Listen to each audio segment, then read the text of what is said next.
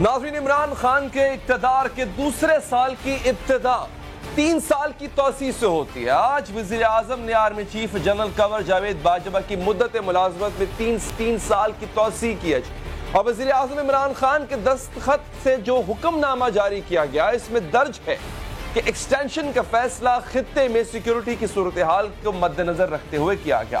General Ashfaq Pervez Kayani کے بعد general Qamar Javed Bajwa وہ دوسرے آرمی چیف ہوں گے جن کی مدت ملازمت میں 3 سال کی توسیع کی گئی ہے۔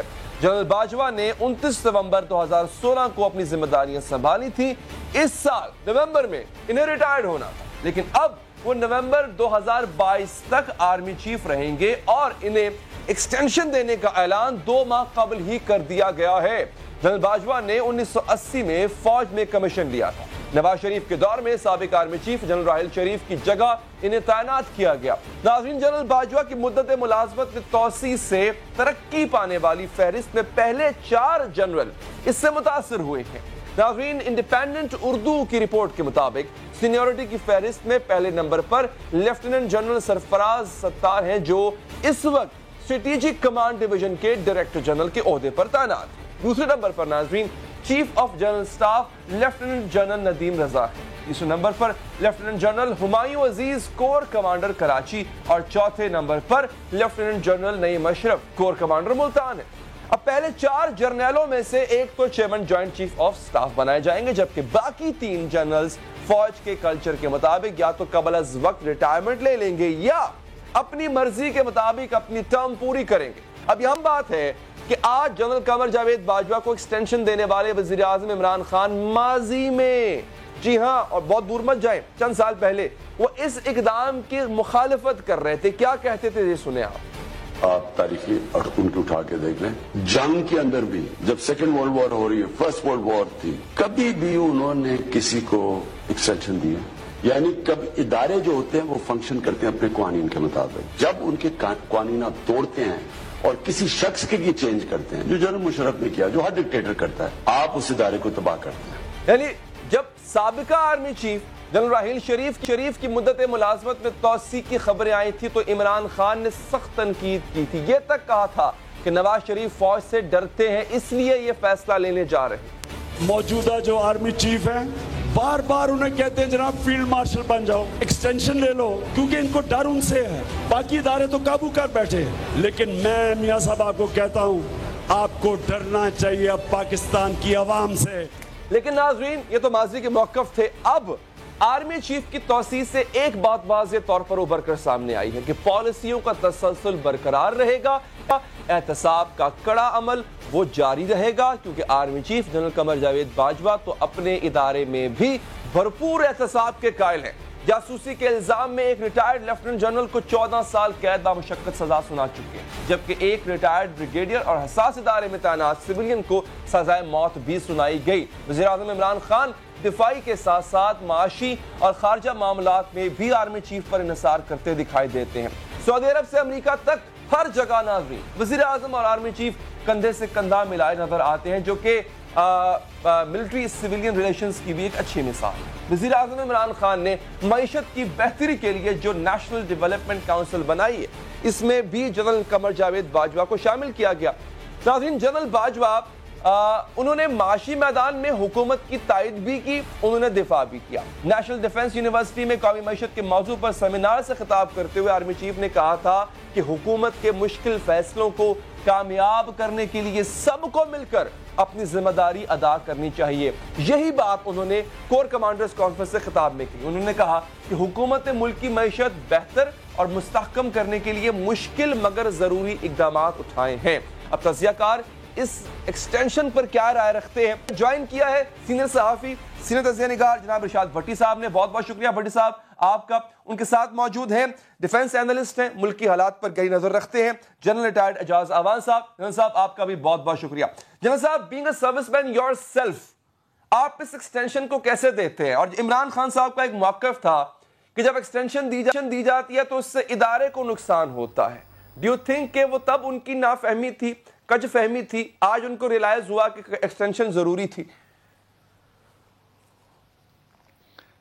دیکھیں، بات یہ ہے کہ प्राइम मिनिस्टर ऑफ पाकिस्तान, जो आपकी ऑब्जर्वेशन है इसका जवाब तो वही दे सकते हैं, लेकिन ये decision prime minister of Pakistan का है, कॉन्स्टिट्यूशनल है, लीगल है, और ये प्रोरोगेटिव भी उन्हीं का है कि पाकिस्तान में आर्मी में चीफ बनेगा कौन, या एक्सटेंशन मिलेगी या नहीं मिलेगी। एक जो बात आप अपनी इंट्रो में कह रहे थे उसकी मैं तस्हीह करना चाहता हूं, कोई भी आदमी अपनी मर्जी से फौज छोड़ के घर नहीं जाएगा, क्योंकि जो आप कह रहे थे ना वो उस सूरत में होता है जब जूनियर आदमी को आर्मी चीफ बना दिया जाए और जो सीनियर ऑफिसर्स हैं वो सुपरसीड हो जाएं, तो नॉर्मली वो ऐसा करते हैं कि जी अब हम रिलीज ले लेते हैं, अपने अंडर कमांड के मातहत सर्विस नहीं करते। इस वक्त आर्मी चीफ जाहिर है आर्मी चीफ हैं और सीनियर मोस्ट हैं, और जितने इनके अंडर कमांड हैं वो सब इनसे काफी जूनियर हैं। तो इस तरह की जो बात आप कह रहे हैं वो अभी उनके पास ये चॉइस नहीं है, ना वो ऐसा करेंगे। अब ये बात ये है, डिसीजन है प्राइम मिनिस्टर ऑफ पाकिस्तान का, और जैसे उन्होंने अपने ऑर्डर में लिखा कि इस वक्त जो सिक्योरिटी चैलेंजेस हैं, खित्ते में जो सूरत हाल है उसमें वो कंटिन्यूटी चाहते हैं, और उन्होंने इस कंटिन्यूटी को आर्मी कमांड को बरकरार रखते हुए ये अपना एक हक इस्तेमाल करके आर्मी चीफ को एक्सटेंशन दी है। लिहाजा इस पे मेरे ख्याल में तनकीद की तो कोई वजह ही नहीं, इदारे को तो कोई नुकसान नहीं है सर। जो प्राइम मिनिस्टर साहब क्या करते थे, इदारे को नुकसान होगा, इससे इदारे को तो कोई नुकसान नहीं जनरल साहब जी। देखिए सियासतदान जो हैं वो उनकी अपनी मर्जी है, वो क्या कहते हैं। जब आसिफ अली जरदारी साहब ने एक्सटेंशन दी थी तो हामिद मीर को एक इंटरव्यू देते हुए उन्होंने कहा था मैंने अपने आप को मजबूत किया और पार्लिमान को मजबूत किया। तो जब वो आर्मी चीफ को एक्सटेंशन दें तो वो सियासी वजह भी निकाल देते हैं कि पार्लिमान मजबूत होगा। आज वही पीपल्स पार्टी तनकीद कर रही है। तो अपोजिशन और हुकूमत में होने का फर्क मेरे ख्याल में यही होता है कि अपने फैसलों की जस्टिफिकेशन। लेकिन इसमें कोई दो राय नहीं है कि इस वक्त जो सिचुएशन है खित्ते में ये एक्स्ट्रा ऑर्डिनरी है, और इससे पहले ऐसी कभी नहीं रही। 17 साल बाद अमेरिका अफगानिस्तान से निकलने के लिए पाकिस्तान आर्मी से कोऑपरेशन मांग रहा है, ऐलान मांग रहा है, और उसमें आर्मी और आईएसआई एक बड़ा लीड किरदार अदा कर रही है, इसमें कोई दो राय नहीं है। वो अपने हतमी जो अंजाम है, मंतकी अंजाम, उसकी तरफ वो बढ़ रहे हैं डायलॉग। लेट्स होप कि अफगानिस्तान में पीस आ जाए। बिल्कुल ठीक, जो भट्टी साहब ईस्टर्न फ्रंट सिचुएशन है। ठीक है सर। अब भट्टी साहब सिर्फ एक जो बात मैं सुबह से चीज पढ़ रहा हूं सर। जी जनरल साहब मुकम्मल कर लें सर। हाँ, जो ईस्टर्न फ्रंट में सिचुएशन है वो भी एक्स्ट्रा ऑर्डिनरी है, और जो वहां पे हालात हैं इससे पहले ऐसे कभी नहीं थे। इंटरनली जिस तरीके से हुकूमत और आर्मी मिलकर काम कर रही हैं, चाहे वो नेशनल एक्शन प्लान हो, चाहे रद्दुल फसाद हो, चाहे अफगान बॉर्डर की फेंसिंग हो, या फाटा में जो मर्ज हो गया वहां स्टेबिलिटी क्रिएट करके जो डेवलपमेंटल वर्क हैं या इलेक्शन करवाने हों, इन सब में एक लीड रोल है जो पाकिस्तान आर्मी सिक्योरिटी के एतबार से कर रही है। तो मेरे ख्याल में अगर internal and external security challenges demand करते हैं कि सिक्योरिटी बेहतर है और इसमें कंटिन्यूटी होनी चाहिए, तो प्राइम मिनिस्टर ने तब्दील नहीं होना चाहिए तहत एक लीगल डिसीजन लिया है। ठीक है, बिल्कुल ठीक है। भट्टी साहब, मैदान जंग में शाहसवार अपना घोड़ा तब्दील नहीं करता, जरूरी था सर? आपको लगता है कि और ये डिसीजन ठीक है, ऐसा ही होना चाहिए था? और अगर ऐसा है सर भट्टी साहब, तो सर इसकी इंप्लीकेशंस क्या होंगी मुस्तकबिल करीब में? सर पहली बात तो ये है कि सियासतदानों पे और ख़ास तौर पे इमरान खान साहब के बयानात पे ना जाया करें। वो कह चुके हैं कि यू टर्न लेना एक बड़े लीडर की होती है, हिकमत अमली होती है। बड़ा लीडर बनते ही तब है जब यू टर्न ले। उन्होंने फरमाया था कि IMF के पास जाने से बेहतर है खुदकुशी कर लूँगा, तो क्या वो हुआ? फिर उन्होंने फरमाया था कशकोल किसी से नहीं मांगूंगा कुछ, तकर्रियाँ मेरिट पर करूँगा, कर ली तकर्रियाँ मेरिट, 90 दिन में बदउनवानी ख़त्म कर दूँगा, कर दी बदउनवानी ख़त्म, 10 से 20 वज़ीर रखूँगा, रख लिए 10 से 20 वज़ीर, इलेक्टेबल्स नहीं लूँगा, नहीं लिए इलेक्टेबल्स उन्होंने, लोटों की तरफ मुंह भी नहीं करूँगा, नहीं किया लोटों की तरफ मुंह भी, आज़ाद को देखूँगा भी नहीं दी आज़ाद को देखा भी। पहली बात तो ये। और दूसरी बात, वो जो आसिफ अली जरदारी साहब कह चुके हैं कि जब वो देते हैं एक्सटेंशन तो उस वक़्त ख़ुद को भी मजबूत करते हैं, पार्लियामेंट को भी मजबूत करते हैं। ये जालिम लोग हैं बड़े, पार्लियामेंट, जमहूरियत, पता नहीं क्या क्या इनका। اور یہی نواز شریف صاحب کا ہوتا ہے کہ نواز شریف صاحب جب کسی کو نکالیں جہانگیر کرامت کو ایک نیشنل سیکیورٹی بیان پہ، اس وقت بھی جمہوریت مضبوط ہوتی ہے، جب کسی سے ڈیل کریں تو اس وقت بھی ہوتی ہے، ان کی نہ کریں۔ اس وقت بات یہ ہے کہ اس وقت میں اس حق میں تھا کہ ان کو ایکسٹینشن ملنی چاہیے تھی، اس وجہ سے ملنی چاہیے تھی کہ جتنی ایکسٹرا آرڈنری حالات انسائیڈ ہیں، آپ دیکھیں پہلی مرتبہ ہیو اور ہیو ناٹ میں احتساب کا عمل جاری ہے، اور پہلی معیشت آپ کی کیسے ہے، آپ کا جو داخلی صورتحال ہے، ہم جنگ کے نکلنے کے آخری لمحوں پہ ہیں، دوسری طرف ایک طرف آپ پیس افغانستان، دوسری طرف آپ جو مودی ظلم کے بعد جو کشمیر کا بارڈر ہے، روز ہم شہادتیں ان میں ہو رہی ہیں، اور وہ تیسری طرف یہ دیکھیں ان کا ہراول دستہ تھا، قطر انہوں نے پہلے کیا، گئے اور تعلقات بہتر کیے، یو اے ای یہ گئے، سعودی عرب یہ گئے پہلے، بعد ابھی ہراول دستے کے طور پہ یہ جاتے رہے، بعد میں حکومت جاتی رہی۔ چین کے پریزیڈنٹ پہلے آرمی چیف تھے جن سے ملے چین کے پریزیڈنٹ، اور ان کی خواہش پہ یہ ان سے ملے، ادھر پینٹاگون میں 21 توپوں کی سلامی دیکھ لیں یا وہ باقی دیکھ لیں، اور کرتارپور راہداری سے وائٹ ہاؤس تک سارا یہ اکٹھا، تو یہ اکٹھا کنٹینیوس، اسپیشلی جو ایکسٹرنل معاملات ہیں اس میں یہ بڑا ضروری تھا۔ میں ایک بات آج آپ کو، ہم تو اس وقت جنگ کے دہانے پہ ہیں یا کشمیر میں یہ ہوا، یقین کریں یہ واحد چانس ہے 70 سالوں میں، جنرل باجوہ کو آرمی کے افسر بھی مانتے ہیں، آرمی کے جنرلز بھی مانتے ہیں جنہوں نے ان کے ساتھ کام کیا یو این او ٹروپس میں، تو یہ واحد ہے جس میں عمران خان اور پاکستان آرمی اور پاکستانی حکومت ایک پیج پہ ہے، اور اگر اس خطے میں امن آ سکتا ہے، اگر یہ مودی دوسری طرف بیہیو کرتا تو یہ واحد ٹینیور تھا جس میں ساری چیزیں ہو سکتی تھی۔ کبھی ہماری حکومت ایک پیج پہ نہیں ہوتی تھی، کبھی آرمی نہیں ہوتی تھی، پیچھے جو ہسٹری ہے وہ آپ کو پتہ ہی ہے۔ تو اب یہ اس خطے کے لیے اگر امن لانا ہے تو یہ بڑا ضروری تھا، اور یہ جو اگر باقی جو حالات چل رہے ہیں اس کے لیے بھی بڑا ضروری ہے۔ میں سمجھتا ہوں کہ ہونا چاہیے تھا، باقی افواہیں، باتیں، بیانات یہ کسی حال پہ خوش نہیں ہوتے، یہ چلتا رہے گا اور یہ اسی طرح ہی چلے گا۔ ٹھیک، بالکل ٹھیک۔ تو جنرل صاحب اب جو بات کر رہے ہیں بھٹی صاحب کہ ضرورت تھی وقت کی، چاہے ایکسٹرنل معاملات ہوں انٹرنل ہوں، ایکسٹرنل کا ہم نے ذکر کیا اور کامیابیاں ملی ہیں خارجہ محاذ پہ، جن میں بہت بڑا کردار جنرل باجوہ کا ہے، وہ جیسے کہا نا بھٹی صاحب نے کہ ہراول دستے کے طور پہ وہ اپنا کردار نبھاتے رہے ہیں۔ اندرونی معاملات، اب میں اندرونی معاملات میں سیکیورٹی سے ہٹ کے بات کر رہا ہوں سر۔ عمران خان صاحب نے جو احتساب کا عمل شروع کیا، وہ کہہ رہے ہیں کہ جی بالکل یہ رکے گا نہیں، کوئی NRO نہیں ملے گا، آپ کو نہیں لگتا اس میں بھی ان کو بڑی سپورٹ ملے گی اس ایکسٹینشن کے بعد؟ کیونکہ اس احتساب کے عمل میں ادارے کی بیکنگ بھی تھی، عمران خان صاحب کو ایک سپورٹ بھی تھی، وہ بیانات جو میں نے خود انٹرو میں پڑھ کے سنائے، آپ نے بھی سنے۔ ڈو یو تھنک کہ اس احتساب کے عمل میں اب تیزی آئے گی آفٹر دس ڈیسیجن؟ دیکھیں جی، پھر اگین آئی وڈ سے کہ this is the decision of prime minister. Prime minister صاحب کے ساتھ اس وقت ملک کے اندر کیا ہو رہا ہے، اکانومی کے ان کے اتنے چیلنجز ہیں کہ جن سے نابردازماں ہونے کے لیے وہ صبح و شام بے قرار بیٹھے ہیں، and he is trying every thing that he can do. Politically وہ ایک ریزر ایج سینیورٹی کے ساتھ اسمبلی میں بیٹھے ہوئے ہیں، جو کولیشن گورنمنٹ ہے بڑی تھن میجورٹی کے ساتھ وہ اسمبلی میں بیٹھے ہیں۔ پھر اگر آپ دیکھیں بیوروکریٹک ہرڈلز، تو نمبر آف دیم وہ اس طریقے سے گورنمنٹ نہیں چل رہی جس طرح پرائم منسٹر آف پاکستان چلانا چاہتے ہیں، لیگل لیمیٹیشن کی وجہ سے، قانونی ایشوز کی وجہ سے، جو ہمارے ملک کے اداروں کی پرفارمنس ہے اس کی وجہ سے۔ تو ایک سٹیبلٹی ایک ایسی ہے انٹرنل سیکیورٹی کے اعتبار سے اور ایکسٹرنل سیکیورٹی کے اعتبار سے، جو ایک سٹیبل انوائرمنٹ ملک میں چاہیے ہوتا ہے تاکہ جمہوریت بھی چلے اور باقی ادارے بھی کام کریں، وہ سٹیبلٹی انہیں آرمی پرووائڈ کر رہی ہے۔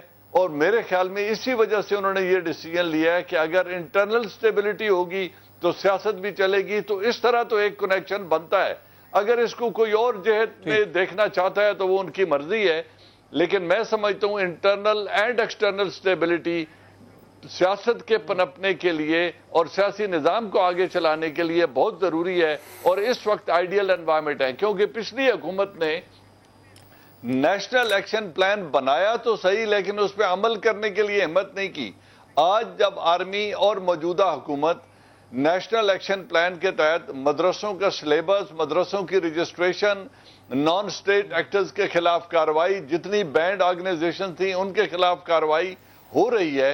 तो मेरे ख्याल में इससे एक तो दहशतगर्दी को काबू करने में अल्हम्दुलिल्लाह अल्लाह ने बहुत बड़ी कामयाबी दी है। जो तसलसल था पिछले 8-9 सालों के ऑपरेशंस का जो अभी हो रहे हैं, इसी तरह अगर आप देखें जो फेंसिंग हो रही है बॉर्डर के ऊपर, अफगान बॉर्डर के ऊपर, तो उससे भी एक इंटरनल स्टेबिलिटी की तरफ हम बढ़ रहे हैं। फिर फाटा का मर्जर जो है उसमें जो किरदार आर्मी ने अदा किया, वहां इंतखाबात करवाए, वहां डेवलपमेंटल वर्क कर रहे हैं, और जब तक पुलिस पूरी तरह फॉल नहीं होती, आर्मी वो सिक्योरिटी की जिम्मेदारियां संभाल रही है। तो ये सारा कंट्रीब्यूट करेगा पॉलिटिकल स्टेबिलिटी की तरफ।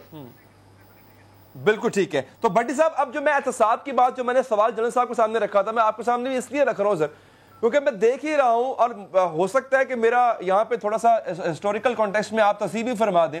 ये वाहिद जनरल हैं जिन्होंने अपने इदारे में एहतसाब के अमल को तेज किया। मैं इंटरव्यू में बता चुका हूं किस बड़े अफसर को सजाए मौत हुई, किस जनरल लेवल के, लेफ्टिनेंट जनरल लेवल के अफसर को सजा हुई। यानी जो शख्स, जो जर्नैल अपने इदारे में एहतसाब का इतना कायल है, तो वो अगर एहतसाब ऑन क्रॉस द बोर्ड पूरे मुल्क में हो रहा है, उसकी सपोर्ट बड़ी जरूरी है।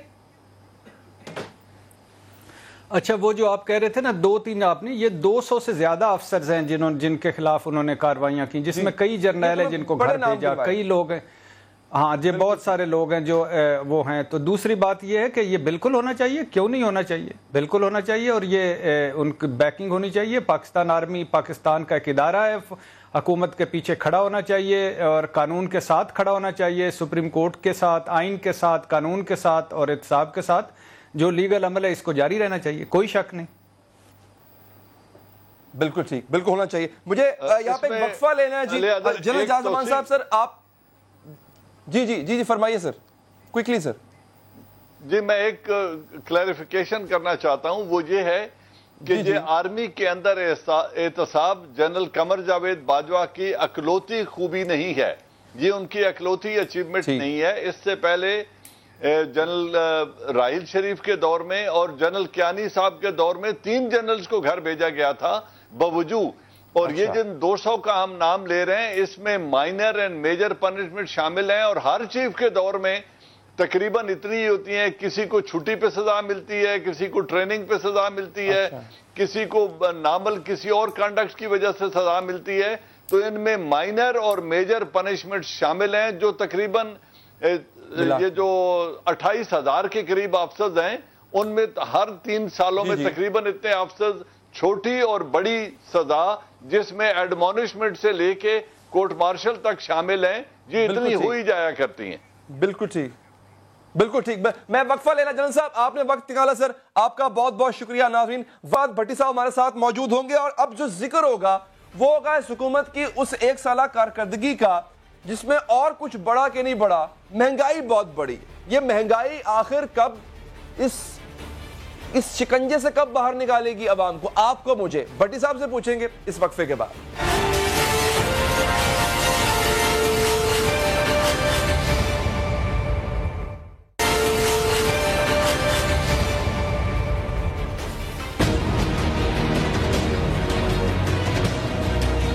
हमारी जो इंस्टीट्यूशन, स्टेट इंस्टीट्यूशंस है, वो इतनी मजबूत होगी कि वो रोकेंगे करप्शन।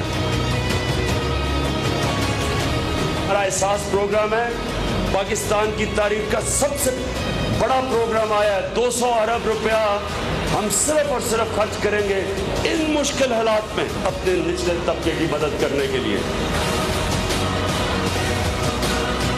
हमने फेडरल गवर्नमेंट ने अपने 40 अरब रुपए महंगाई के दौर पे खर्चे कम किए हैं। हमने अपने कैबिनेट मिनिस्टर्स ने 10-10% अपनी सैलरी कम की है। प्राइम मिनिस्टर हाउस का मेरी जो सोच है वो मैं आपको बता दूं कि एक आला किस्म की यूनिवर्सिटी बनाएंगे, लेकिन आप मुतमईन हो जाएं कि मैं आपको इस मुश्किल वक्त से गुजारूंगा और ये बड़ा अच्छा वक्त आएगा। ले जनाब, 1 साल पूरा हो चुका है जो प्राइम मिनिस्टर साहब ने वादे किए थे। उन वादों पे अवाम की क्या राय है? ہم نے عوام میں ایک سروے کروایا. میں پہلے ذرا آپ کو وہ سنوانا, ارشاد بھٹی صاحب ہمارے ساتھ موجود ہے, ذرا ان کا تجزیہ بھی لیں گے, ایک دفعہ ذرا سن لیں آپ. ہم بالکل مطمئن ہیں کیونکہ 50-60 سال کا جو ہے نا وہ سب کچھ آپ کو پتہ ہے کہ ایک سال میں وہ نہیں مکا سکتا ہے, لیکن جو کارکردگی انشاءاللہ اگر اس طریقے سے ہوتے جائے تو انشاءاللہ بالکل قوم اور ملک دونوں کے لیے بہتر ہے. حکومت کو سال تو ہو گئے, لیکن یہ کہ اس کے لیے ہم اتنے بھی مطمئن نہیں ہوئے جیسے مثلاً وہ چلا رہا ہے حکومت کو.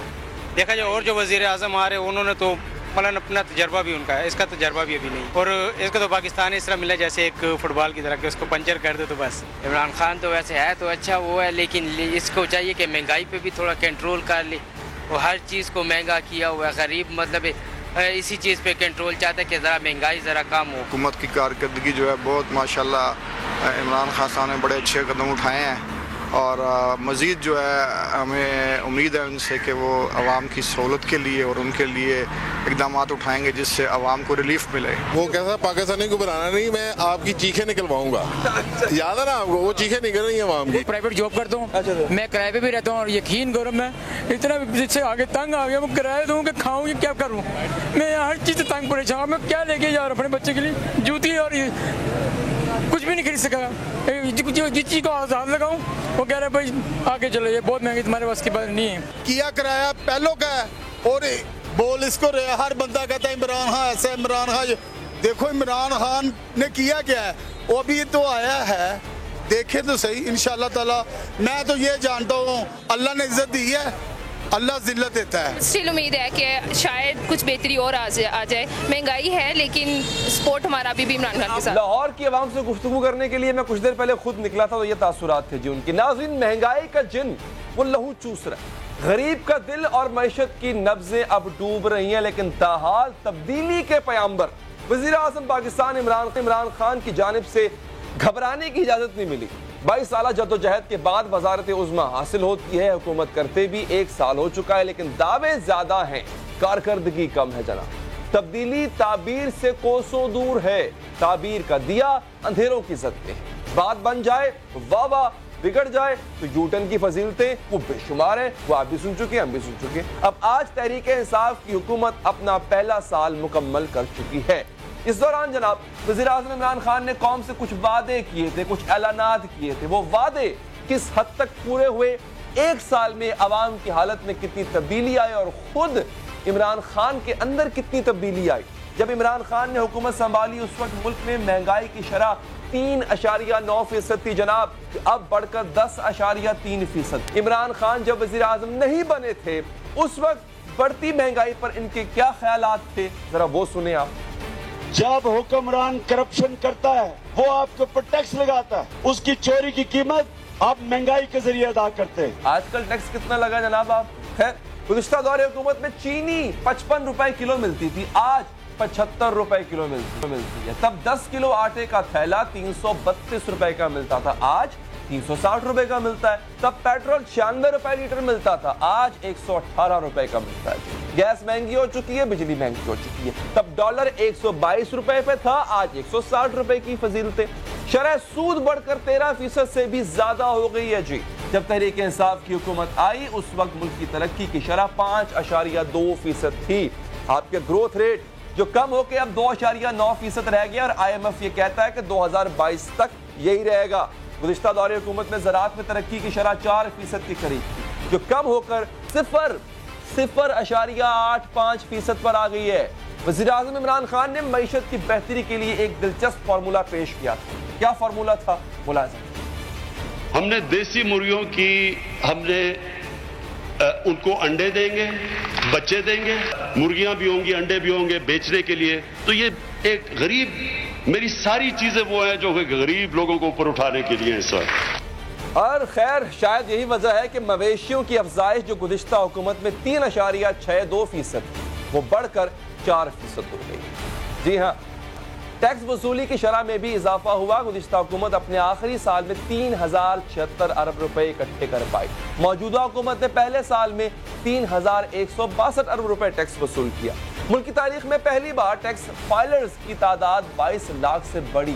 BBC کے مطابق حکومت کے پہلے سال میں 3 لاکھ سے زائد افراد ٹیکس نیٹ میں شامل ہوئے, جو کہ اچھی بات. جبکہ تحریک انصاف کی حکومت جب آئی اس وقت ملکی قرضہ 4000 ارب روپے تھا اور عمران خان غیر ملکی قرضہ لینے کو برا سمجھتے تھے. سنیں ذرا بھٹی صاحب, سر مؤدبانہ گزارش یہ ہے کہ عمران خان صاحب وہ سب کیوں کر رہے ہیں جس کو وہ ڈیناؤنس کیا کرتے تھے اپنے جلسوں میں, جلوسوں میں, تقریروں میں؟ کیا وجہ ہے کہ ان کو ریالٹی کا اب اندازہ ہوا؟ ریالٹی یہی ہے, اور اگر ریالٹی یہی ہے تو جو پھر ان سے پہلے والے تھے وہ بھی غلط نہیں تھے, وہ بھی ٹھیک کر رہے تھے, پھر عمران خان ان پہ تنقید کیوں کرتے تھے؟ اور اگر وہ ٹھیک تھے تو عمران خان ان کو پکڑ کیوں رہے ہیں پھر؟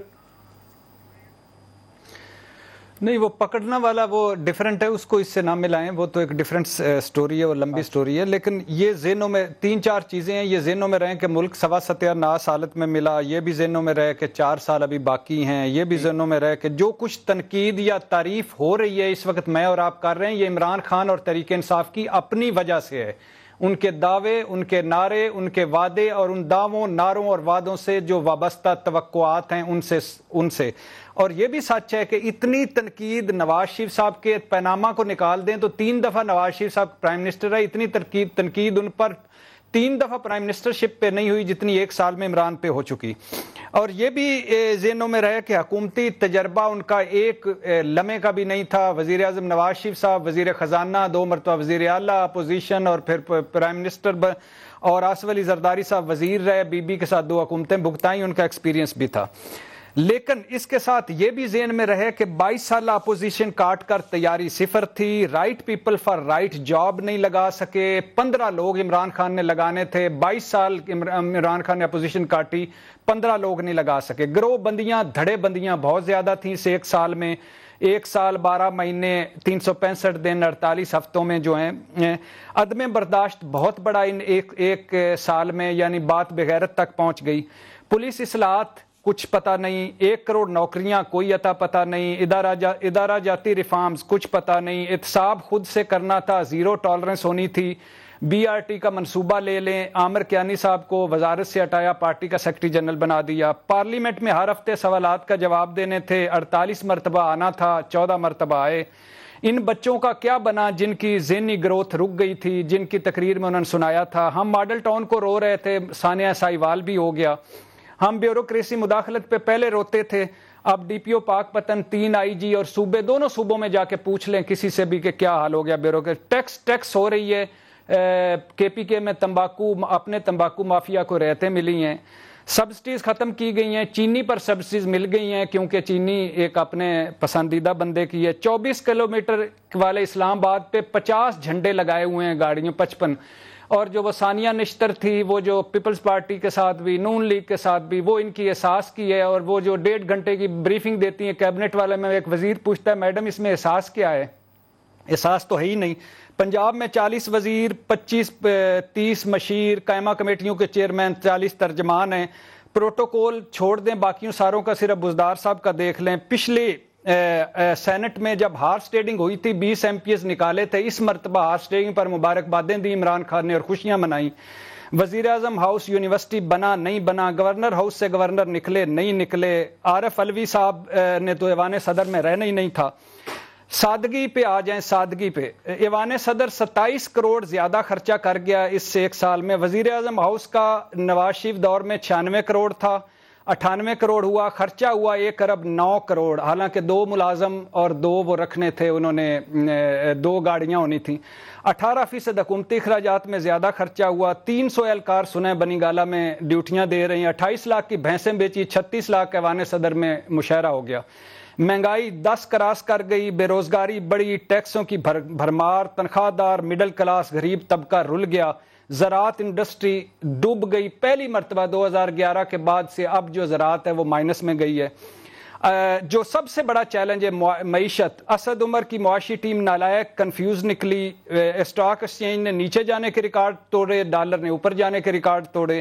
انرجی سیکٹر کی چوری, کرپشن, منی لانڈرنگ, ہنڈی, حوالہ سب ویسے ہی ہے. ٹیکس ہدف میں ناکامی ہوئی. قرضہ لینے کی شرح تیز ترین, شرح ترقی 3.3 پر آ گئی. شرح سود 5.25 سے 13.75 پر آ گئی. کاروباری طبقے میں بے یقینی اور خوف ہے. بڑے منصوبے جو ہیں وہ انڈے, مرغیاں, بکرے وچھے اور عوام نے پینٹ ٹائیاں لا کے پالے کچھے. تو یہ تھا اس میں. نرگس کو حاجی بنا دوں گا اور گیزر لگژری آئٹم ہے, 1 روٹی کھایا کریں, 5000 بندے مار دیں, ہیلی کاپٹر 54 روپے فی کلومیٹر, نوکریوں کی برسات ہوگی ورنہ میری تکہ بوٹی کر دیں. تو یہ ہے. اور قومی حکومت ہے. سب سے مزے کی پتہ ہے بات کیا ہے؟ قومی حکومت ہے. پرویز مشرف صاحب کے جو وزیر تھے وہ ہیں زبیدہ جلال اور رزاق داؤد. جمالی صاحب کے تھے یار محمد رند. شوکت عزیز صاحب کے تھے عمر ایوب. پی پی کے ہے شاہ محمود قریشی, حفیظ شیخ, ڈاکٹر عاشق فردوس. نون لیگ کے بزدار ہی نام ہی کافی ہے. کاف league, M Q M, Akhtar Mengal, BAP والے اور تحریک انصاف خود بھی اس حکومت میں شامل ہے. تو یہ الحمدللہ قومی حکومت ہے اور یہ نیا پاکستان ہے. یہ مدینہ کی ریاست ہے جس میں کراچی میں بچہ مار کے بچے کو مار دیتے ہیں اور مدینہ کا والی اس پہ بولتا نہیں ہے اور مراد علی شاہ صرف نوٹس لیتا ہے. اللہ خیر صلاح, اللہ خیر اور بیڑے پار. واہ. تو بٹی صاحب آخر میں کچھ نیا نظر آ رہا ہے آپ کو نیا پاکستان میں, یا سب ویسا ہی ہے جیسا آپ بتا رہے ہیں؟ ہاں جی ہے نیا پاکستان میں. نیا پاکستان میں نظر آ رہا ہے. جو اچھی چیزیں 2-4 ہوئی ہیں وہ یہ ہوئی کہ فاٹا انضمام ہوا, سول ملٹری تعلقات نئے پاکستان میں تھے, کرتارپور راہداری سے وائٹ ہاؤس تک, ابھی نندن رہائی سے مسئلہ کشمیر جو سلامتی کونسل میں پہنچا اس تک, یہ پرانے پاکستان میں نہیں تھا. 1 سال میں 10 لاکھ نئے ٹیکس فائلرز ہوئے ہیں, شامل ہوئے ہیں, سبسڈیز ختم ہوئی ہیں, معیشت کی ڈاکومنٹیشن ہے, ان پاپولر فیصلے یہ کسی نے پہلے نہیں لیے. سٹاک اچھا باقی جو نواز شریف بھی اندر ہیں, زرداری بھی اندر ہیں اور مولانا فضل الرحمان اسمبلی سے باہر ہیں. یہ نیا پاکستان ہے. نیب نے 1 سال میں جتنا کام کیا ہے اتنا پچھلے نیب نے 10 سال میں کام نہیں کیا. یہ نیا پاکستان ہے اور بہت ساری امیدیں ہیں. میں مایوس نہیں ہوں. میں ہمیشہ یاد رکھتا ہوں ہم عمران خان کے ساتھ نہیں ہیں. میں عمران خان سے مجھے محبت نہیں ہے, نہ نواز شریف یا زرداری سے نفرت ہے. میں عمران خان کے منشور کے ساتھ ہوں, عمران خان کی باتوں کے ساتھ ہوں. ہم نے ان کے یو ٹرن بھی برداشت کر لیے, سب کچھ دیکھ لیا. ہم ابھی بھی چاہتے ہیں کہ وہ ڈیلیور کریں. 4 سال ان کے پاس باقی ہیں اور مجھے امید ہے, میں اللہ کرے کہ جب اگلی مرتبہ میں اور آپ بیٹھے ہوں تو ہمارے پاس وہ لسٹ زیادہ ہو جس میں کارکردگی والی, پرفارمنس والی وہ لسٹ زیادہ ہو, بجائے اس کے کہ وہ لسٹ ہم ساری کریں کہ جس میں فارن پالیسی کے علاوہ کچھ بھی نہ ہو. تو یہ ہے کہ اللہ کرے اس ملک کے جو عوام ہیں, جو غریب ہے, جو تنخواہ دار ہے, جو بے یقینی ہے, جو خوف ہے, جو معیشت ہے, جو اندرونی محاذ ہے, اس پہ عمران خان صاحب کو فرنٹ فٹ پہ آنا پڑے گا, T20 کھیلنا پڑے گا. اور مجھے امید ہے ہم نے تو عمران خان نے کہا تھا گھبرانا نہیں, تو ہم تو جو گھبراتے بھی تھے تو ذرا منہ دوسری طرف کر لیتے تھے کہ عمران خان دیکھ نہ لے. اب عمران خان سے ہم نے کہنا ہے کہ اگلا سال ذرا ڈٹ کے کریں, گھبرانا نہیں. ٹھیک ہے, 1 سال آ رہا, اس کے بعد گھبراہٹ شروع ہو سکتی ہے. بٹی صاحب بہت بہت شکریہ سر آپ کا. ناظرین اس کے بعد ہم رخ کریں گے کراچی کا. کراچی میں ہم رخ کریں گے, دل تو نہیں کرتا لیکن کچرے کا رخ کرنا بڑا ضروری ہے. کچرا نہیں اٹھ رہا, آپ گھروں سے باہر نکلے کچرا نظر آتا ہے. کس کی ذمہ داری تھی؟ جو اٹھانے آئے تھے انہوں نے کچرا ٹھکانے لگانے کے بجائے کہیں اور پھینک دیا. کیوں پھینکا؟ بریک کے بعد ڈسکس کریں.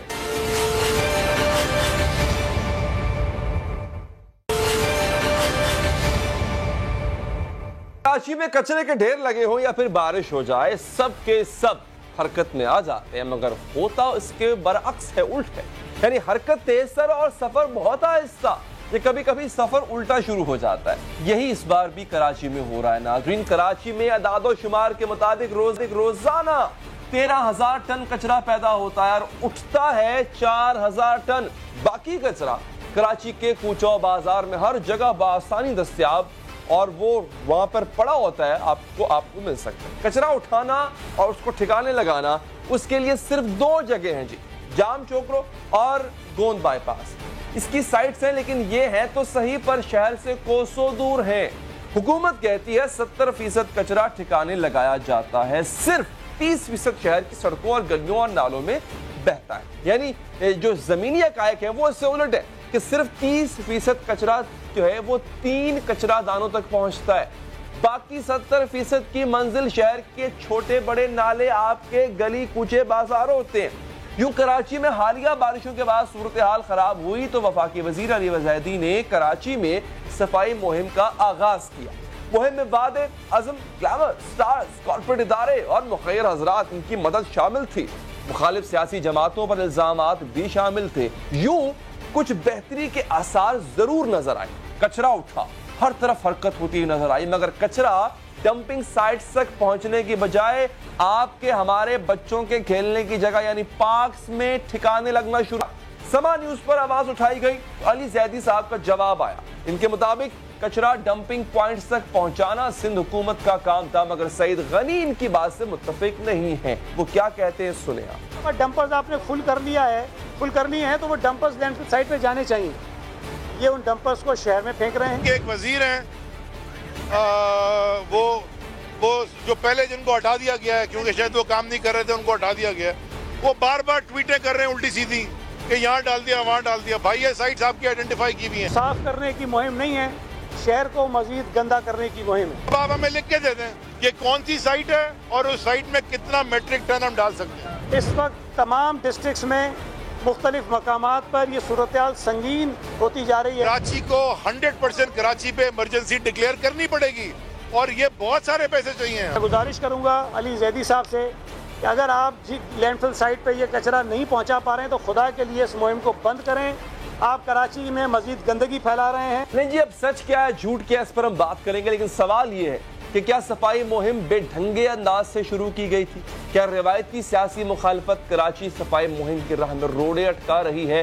کوڑا پارکوں میں کس کے کہنے پر پارک ہوا؟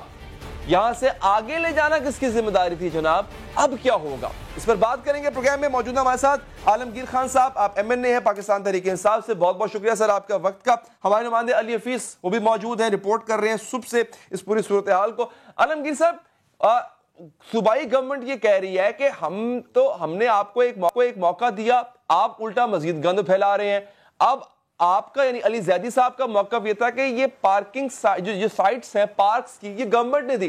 سر ٹھیک ہے نااہل ہوں گے پر اتنے بے وقوف تو نہیں ہوں گے کہ آپ کو کہیں گے جناب کوڑا اٹھائیں، وہ جو پارک ہے جہاں بچے کھیلتے ہیں، جہاں پہ وہ پیارا سا گھاس لگا ہوا ہے، وہاں جا کے کچرا پھینک دے. کیا یہ انہوں نے نشاندہی کی تھی آپ کو؟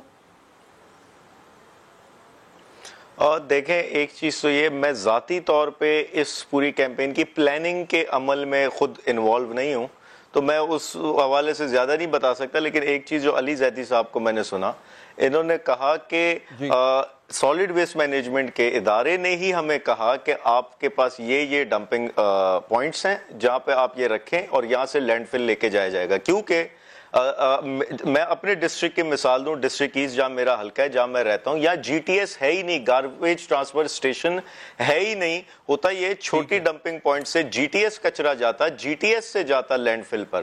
تو یہاں گلشن میں جہاں میں رہتا ہوں، یہاں پر چھوٹی ڈمپنگ پوائنٹ سے ڈائریکٹ لینڈ فل جاتا ہے. اچھا اب اگر انہوں نے کسی گراؤنڈ میں یا کسی جگہ پر رکھا ہے کچرا، نالے کا کچرا، تو وہ ٹیمپریریلی رکھا ہوا ہے، وہ لازمی طور پہ جائے گا. ورنہ اس کیمپین کا مقصد کیا ہے؟ یہ تو آبویس سی بات ہے کہ کچرا جانا ہے وہاں پہ. اب اس میں اچھا دوسری چیز اس کیمپین کی ایک بیوٹی یہ ہے کہ یہ ایک جوائنٹ ایفرٹ ہے. یعنی میں تھوڑا بیک گراؤنڈ دے دوں اس کا، آپ کو بھی بہتر پتا ہے. میئر کراچی نے خط لکھا تھا علی زیدی صاحب کو کہ نالے بارش کی وجہ سے نالے سارے چوک ہیں، آپ چونکہ بحری امور کے وزیر ہیں ہماری مدد کریں، آپ کے پاس کے پی ٹی وغیرہ ادارے تو اس کی وسائل سے مدد ہو. تو پھر علی زیدی صاحب نے اس کا اعلان کیا، ان کو ٹاسک دیا گیا اور سی ایم سندھ سے علی زیدی نے رابطہ کیا اور انہوں نے کوپریشن اور سپورٹ کا کہا. اور ساتھ ہی مجھے کوئی اگر یہ کہے کہ آپ کے گھر میں جو کچرا ہے، اگر فرض کریں کمپیٹنٹ اتھارٹی مجھے آ کر کہے کہ جناب وہ آپ ایسا کریں عالمگیر خان صاحب کے گھر کے باہر پھینک دیں جو آپ کے گھر کا کچرا ہے، مطلب ٹھیک ہے مجھے کہہ تو رہے ہیں لیکن کچھ میری اپنی بھی ایک سینس ہے یا مجھے خود بھی ایک احساس ہونا چاہیے کہ یار میں اپنا کچرا عالمگیر خان کے گھر کے باہر کیوں پھینکوں؟ بھائی مجھے کوئی صحیح جگہ بتاؤ میں وہاں پھینکوں. اگر کہا بھی تھا کہ جناب آپ وہاں پہ ڈمپ کریں اس کو، تو یہ تو پھر آپ کو یعنی آپ کے پرنسپل صاحب کو سوچنا چاہیے تھا کہ ایسا نہ کیا جائے. علی حفیظ آپ کیا کہنا چاہیں گے؟ ابھی جو بات کر رہے ہیں جسٹیفیکیشن اچھی دے رہے ہیں عالمگیر صاحب، میں یہ نہیں کہتا غلط ہے، لیکن دوسرا پوائنٹ آف ویو کیا ہے؟ حقیقت گراؤنڈ پہ ہو کیا رہا ہے علی حفیظ؟ دیکھیں میں آپ کو یہ بتاؤں کہ ایم کے ایم اور پیپلز پارٹی سے کراچی والے مکمل طور پہ نالا ہوئے تھے. تو گزشتہ عام انتخابات میں پاکستان تحریک انصاف کو کراچی سے باہر ہی مینڈیٹ ملا ہونا تو یہ چاہیے تھا کہ وفاقی حکومت کراچی کو، جس طرح مجھے آج بھی یاد ہے کہ عمران خان صاحب مئی 2018 میں گلشن اقبال میں جلسے میں تقریر کی تھی تو انہوں نے بڑے بڑے منشور دیے تھے کراچی کی صفائی ستھرائی کے حوالے سے، صحت عامہ کے معاملے سے، سرکولر ریلوے کے حوالے سے، لیکن وہ اٹینشن جو ہے وفاقی حکومت کی کراچی میں بالکل بھی نظر نہیں آئی. اب برسات ہو گئی، کئی قیمتی جانیں چلے گئی، پانی کھڑا ہو گیا، اس کے بعد میئر کراچی جو کہتے ہیں ان کے پاس اختیارات نہیں ہے. مگر اہم بات یہ ہے کہ کراچی کے 38 نالوں کی صفائی کا کام کے ایم سی کی ذمہ داری ہے. ہم سالڈ ویسٹ مینجمنٹ بورڈ میں الگ بات کر لیں گے، لیکن نالے صاف نہیں ہوئے. 3 برس ہو چکے ہیں، میئر کو 4تھا برس چل رہا ہے. اس سے پہلے بھی نالوں کی صفائی میں ایک خطیر رقم دی گئی ہے، وہ پیسے کہاں گئے اس کا جواب یقیناً میئر کو دینا چاہیے اور کے ایم سی کے اسٹاف کو دینا چاہیے. ابھی صورتحال یہ ہے کہ بڑی عجلت میں جو ہے پہلے کہا گیا 15 روزہ صفائی مہم ہے، لیکن صفائی مہم سے کراچی کا مسئلہ حل نہیں ہوگا. مستقل مزاجی طور پہ کام ہے بلدیاتی اداروں کا. علی حفیظ وہ ٹھیک ہے، دیکھیں کام میں آپ کی بات سے اگری کرتا ہوں، کام بلدیاتی اداروں کا، لیکن چونکہ حامی بھری تھی علی زیدی صاحب نے، میں اس لیے ان سے سوال پوچھ رہا ہوں، اس لیے عالمگیر صاحب کو تکلیف دی ہم نے. سوال میرا یہ ہے سر علی حفیظ صاحب کہ کیا واقعی سندھ حکومت نے کہا تھا جناب وہ دیکھیں پارکس ہیں، آپ نے اگر اتنا ہی کار خیر کرنا ہے اٹھائیں کچرا جا کے پارکس میں جا کے ڈمپ کر دیں، یہ کہا گیا تھا جیسے کہ علی زیدی صاحب کلیم کر رہے ہیں؟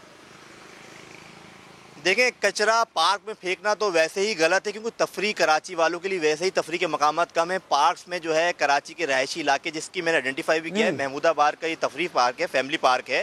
یہاں قریب میں جو ہے وہ نالا تھا، وہاں سے نکال کے جو ہے وہاں پر کلیم ہے، یہ درست ہے کہ نہیں؟ یہ کلیم جو تحریک انصاف کا ہے کہ ہمیں سندھ گورنمنٹ نے کہا ہے، یہ صحیح بات ہے؟ یہ آپ کے پاس کیا خبر ہے؟ دیکھیں کسی سندھ گورنمنٹ نے کوئی ایسا نہیں کہا کہ کچرا پارک. دیکھیں کچرا کیسے کون اجازت دے سکتا ہے؟ بیسیکلی وہ پارک جو ہے وہ ڈی ایم سی ایسٹ کے پاس ہے، کے ایم سی کے پاس ہے. پارک کے اندر آپ بتائیں نا تفریح کے لیے کون لوگ کہاں جائیں گے؟ کون شعور مند یہ بولے گا کہ نالے کا گن جو ہے آپ کچرا، اور عارضی بنیاد پہ نہیں ہے. میں عالمگیر صاحب کو میں بتاؤں کہ ڈسٹرکٹ ایسٹ جو ہے گلشن اور جمشید ٹاؤن کی صورتحال کافی بہتر ہے، اس سے کوئی دو رائے نہیں ہے. شہر کی مکمل طور پہ دیگر علاقوں کی صورتحال بہت ابتر ہے. دیکھیں 15 دن کا ٹائم دیا گیا تھا، اب جو ہے وہ بڑھ گئی ہے. عالمگیر صاحب پوائنٹ بڑا اٹھایا ہے اہم علی حفیظ صاحب نے کہ کون کہہ سکتا ہے کسی کو بھائی کچرا پارکوں میں ڈمپ کر دو، یہ تو سینس ہی نہیں بنتا، کوئی نوٹیفیکیشن ہی نہیں ملا ایسا کوئی. میں ایک چیز نہیں علی بھائی ایک چیز سمجھیں، کہنا تو دور کی بات ہے، ان کے ڈمپنگ پوائنٹس ہے ہی گراؤنڈز میں، ہے ہی پارکس میں بنے ہوئے. سرکاری سکولز کے باہر انہوں نے ڈمپنگ پوائنٹس بنائے ہوئے، ریزیڈینشل ایریا میں خالی پلاٹس میں ڈمپنگ پوائنٹس خود سے ڈکلیئر کر دیے. میرے گھر سے آپ واکنگ ڈسٹنس پہ یہ ایک گراؤنڈ تھا جہاں ہم کرکٹ کھیلتے تھے، ادھر کچرا کنڈی بنا دی ہے. او بھائی یہی تو سالڈ ویسٹ مینجمنٹ سے گلا کیا ہوتا ہے ہمارا، جن کے پاس 4 ڈسٹرکٹس ہیں، کہ ان کو $15 سے $17 ایچ ٹن پے کیا جا رہا ہے لینڈ فل تک کچرا پہنچانے کا. انہوں نے کیا کیا اس شہر میں؟ انہوں نے کون سے اچھا ڈمپنگ پوائنٹ سارے اوپن ہیں، کوئی 4 دیواری نہیں، کوئی کورڈ نہیں. دوسری بات یہ انہوں نے بالکل ٹھیک کہا کہ میئر کراچی کو نالے کی صفائی کے لیے پیسے دیے گئے تھے، 50 کروڑ روپے دیے گئے ان کو. ڈسٹرکٹ سینٹرل اور ڈسٹرکٹ کورنگی میں نالے پر جو کچرا آیا وہ کچرے کی ذمہ داری بھی ڈی ایم سی کی یعنی میئر کی تھی. تو کیوں صفائی نہیں ہوئی؟ کیوں نالے گندے تھے؟ کیوں نالے چوک ہوئے؟ یہ میئر سے پوچھا جانا چاہیے. تیسری بات اہم ہے کہ کوئی کیمپین وقت ختم ہو گیا، کوئی کیمپین کراچی کا حل نہیں ہے. یہ 10 روزہ صفائی ہو، 1 مہینہ صفائی ہو، 6 مہینہ ہو، حل نہیں ہے. حل جو پروسیس ہے کہ آپ کا بھائی بہت بہت شکریہ، آپ نے رپورٹ کیا. ناظرین اس کے ساتھ ہمارے پروگرام کا وقت بھی یہاں پر ختم پہنچاتا ہے. دیجیے اجازت، اللہ نے کے بعد.